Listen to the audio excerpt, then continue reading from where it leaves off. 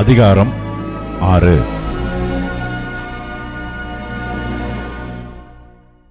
ஆட்டுக்குட்டியானவர் முத்திரைகளில் ஒன்றை உடைக்க கண்டேன்.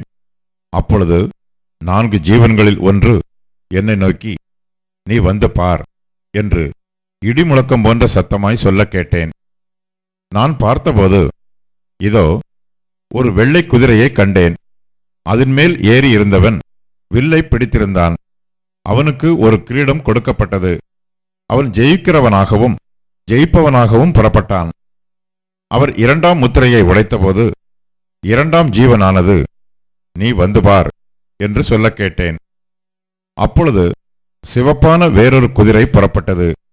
அதன் மேல் ஏறி இருந்தவனுக்கு பூமியில் உள்ளவர்கள் ஒருவரையொருவர் கொலை செய்யத்தக்கதாக சமாதானத்தை பூமியில் இருந்து எடுத்து போடும்படியான அதிகாரம் கொடுக்கப்பட்டது. ஒரு பெரிய பட்டயமும் அவனுக்கு கொடுக்கப்பட்டது. அவர் 3ஆம் முத்திரையை உடைத்தபோது 3ஆம் ஜீவனானது, நீ வந்து பார் என்று சொல்ல கேட்டேன். நான் பார்த்தபோது, இதோ ஒரு கருப்பு குதிரையை கண்டேன். அதன் மேல் ஏறி இருந்தவன் ஒரு தராசை தன் கையிலே பிடித்திருந்தான்.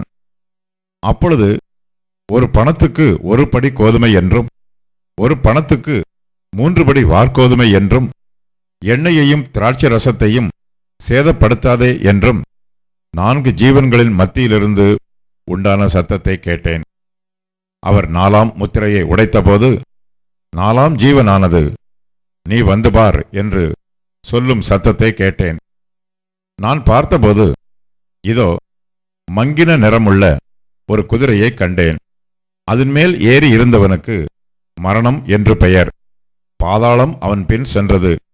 பட்டயத்தினாலும் பஞ்சத்தினாலும் சாவினாலும் பூமியின் துஷ்ட மிருகங்களினாலும் பூமியின் காற்பங்கில் உள்ளவர்களை கொலை செய்யும்படியான அதிகாரம் அவைகளுக்கு கொடுக்கப்பட்டது.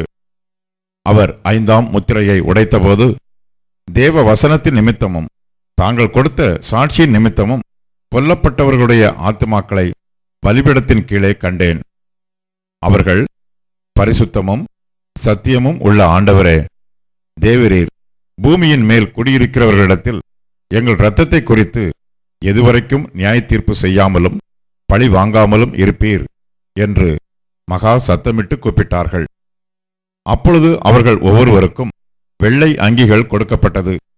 அன்றியும் அவர்கள் தங்களைப் போல கொலை செய்யப்படப் போகிறவர்களாகிய தங்கள் உடன் பணிவிடைக்காரரும் தங்கள் சகோதரருமானவர்களின் தொகை நிறைவாகுமளவும் இன்னும் கொஞ்ச காலம் இளைப்பாற வேண்டும் என்று அவர்களுக்கு சொல்லப்பட்டது. அவர் 6ஆம் முத்திரையை உடைக்க கண்டேன். இதோ பூமி மிகவும் அதிர்ந்தது. சூரியன் கருப்பு கம்பளியைப் போல கருத்தது. சந்திரன் இரத்தம் போல ஆயிற்று. அத்திமரமானது பெருங்காற்றினால் அசைக்கப்படும் போது அதன் காய்கள் உதிருகிறது போல வானத்தின் நட்சத்திரங்களும் பூமியிலே விழுந்தது. வானமும் சுருட்டப்பட்ட புஸ்தகம் போலாகி விலகிப் போயிற்று. மலைகள் தீவுகள் யாவும் தங்கள் இடங்களை விட்டு அகன்று போயின. பூமியின் ராஜாக்களும் பெரியோர்களும் ஐஸ்வர்யவான்களும் சேனை தலைவர்களும் பலவான்களும் அடிமைகள் யாவரும் சுயாதீனர் யாவரும் பர்வதங்களின் குகைகளிலும் கண்மலைகளிலும் ஒளித்துக்கொண்டு பர்வதங்களையும் கண்மலைகளையும் நோக்கி, நீங்கள் எங்கள் மேல் விழுந்து சிங்காசனத்தின் மேல் வீற்றிருக்கிறவருடைய முகத்திற்கும் ஆட்டுக்குட்டியானவருடைய கோபத்திற்கும் எங்களை மறைத்துக் கொள்ளுங்கள். அவருடைய கோபாக்கினையின் மகாநாள் வந்துவிட்டது. யார் நிலை நிற்கக்கூடும் என்றார்கள்.